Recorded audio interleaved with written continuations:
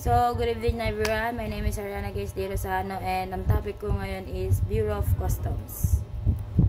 Bureau of Customs. Before colonization, Filipinos traded with Southeast Asians through barter. Before colonization daw, ano ba yung colonization? Colonization is yung pagsakop ng country or pagsakop ng isang bansa. Yung bago daw yung mga Pilipinos daw is nakipagpalitan sa Southeast Asians through barter. Ano ba yung barter? Ito yung mga good service na hindi na kailangan makipag-trade ng kailangan nila ng pera or makipag-trade sila ng kailangan na may kapalit. Ito yung naipag-trade sila ng walang gamit na pera.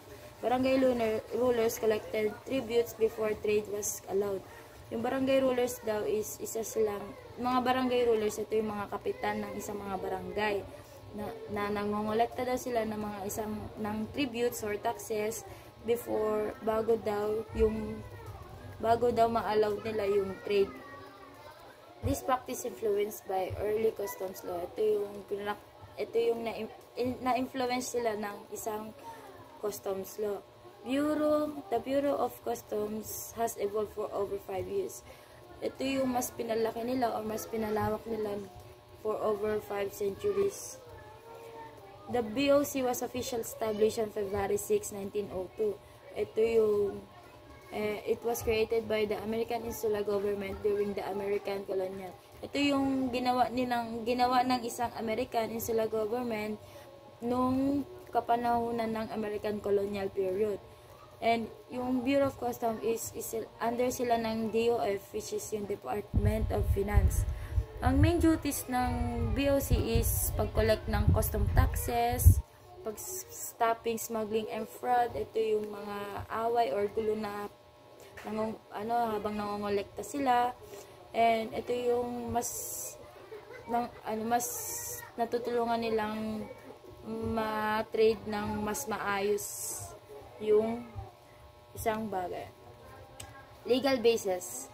RA number 1937 revised codified the country's customs law. Ito yung na-revise nila na-codify nila yung isang country ng customs law.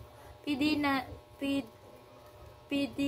number 1464 consolidated all customs and tariff laws. Ano ba yung mga tariff laws? Ito yung rules ng isang government about sa taxes and purpose, about sa taxes and sa isang bagay na tungkol sa pera. PD number 1935 updating certain parts of PD 1464. Ito lang, parang in-update lang nila yung parts na mga lektas sila about sa rules. RA number 7651 ito yung mas pinalakas nila or mas naging smoothly yung pag-trade ng isang customs law. And RA number 7650 focus on how imported goods should be inspected. Ito yung mas nag-focus sila kung paano yung mga imported goods, mga magagandang pwede ipang trade na kailangan i-inspected. RA 10863 known as Customs Modernization and Tariff Act, which is UCMATA. Ito yung naka-aim sila para modernize yung customs separations. Historical evolution Spanish era. From 1582 to 1828, Spanish customs law were used based on those from Indies. Noong 1582 to 1828, yung Spanish customs laws daw is nagamit base sila sa Indies. A system called ad valorem was used where duties were based on value of goods. Yung ad valorem is ito yung according Latin word to ng isang Spanish na which is according to value, kung saan yung duties nila is magbe-base sa value ng goods. A tariff board was created to assign fixed values and a 10% duty was collected. Yung tariff board, isa siyang na-create siya at na-assign nagkaroon din ng maayos na values and nagkaroon din siya ng 10% duties habang nangongolekta. In 1891, a new law created specific duties on all imports and some exports.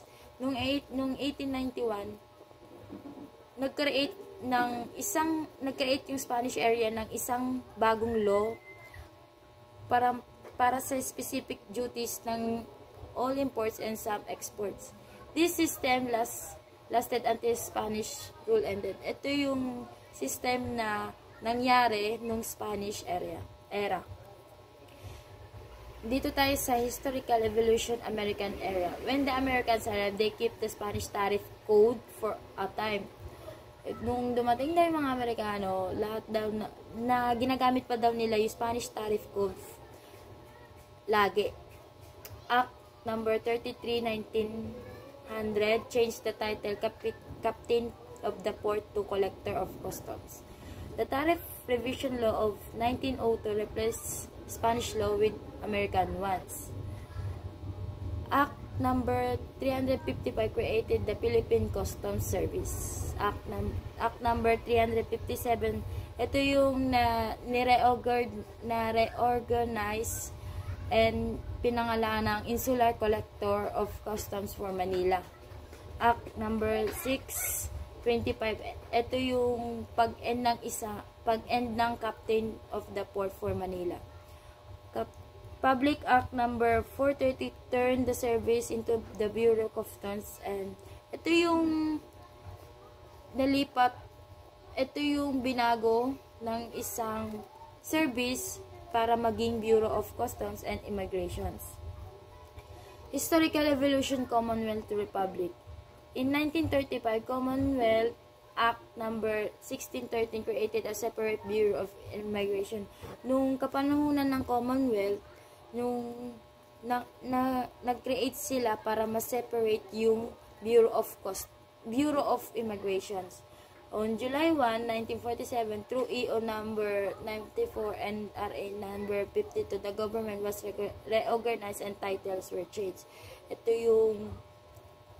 yung isa siyang na yung government daw is inayos or ginawang mas maganda yung mga titles.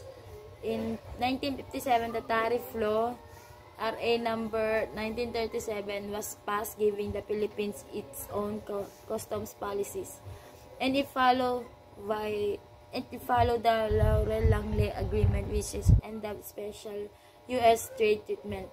Ito yung mas sinunod nila yung Laurel-Langley Agreement ng Commonwealth na nag-end sila sa special U.S. trade treatment. Vision, mission, and core values of BOC.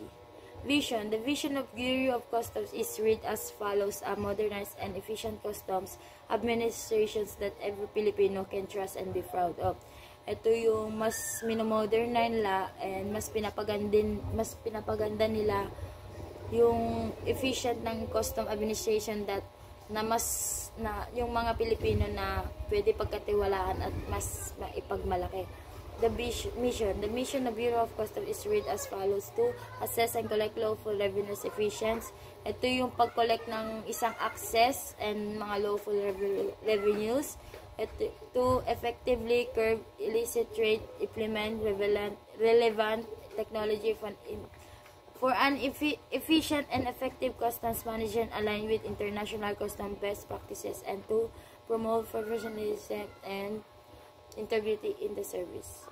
Core values. The values of Bureau of Customs are followed. As Customs Administration, we are committed to professionalism and integrity, transparency and accountability, consistency and simplicity, vigilance and dynamism, and be responsive to the needs of the customs. Mandates of Bureau of Customs. The Bureau of Customs is the second biggest revenue collecting agency in the Philippines, next to the BIR. BIR. And may tatlo silang duties. Ano ba duties na yun? Yung collecting revenue. Ito yung pag-collect ng taxes or pag-collect ng isang revenue. Ito yung helping smooth trade. Ito yung tumutulong na yung mapanatiling maayos yung at walang halong away or gulo na mangyayari habang naipag-trade. Protective borders, ito yung mga pag-protect nila sa isang borders. Under RA 1464 and the CMTA, the BOC is responsible for collecting taxes on imports. Ito yung responsible sila sa na mag-collect ng isang taxes sa imports. Stopping smuggling and fraud. Ito yung pag-stop nila sa gulo or sa away na mangyayari kapag sila nakapag-trade. Checking incoming ships, planes, cargo, and mail. Making customs process easier. Ito yung trade nila is mas maging maayos at mas mapadali. Doing salary studies, ito yung ginagawa nila, ay yung inaaral nila kung ano yung taxes or mga salaries na mangyayari. Handling forfeitures cases and enforcing customs law and rules. Yun lang po yung report ko and thank you po.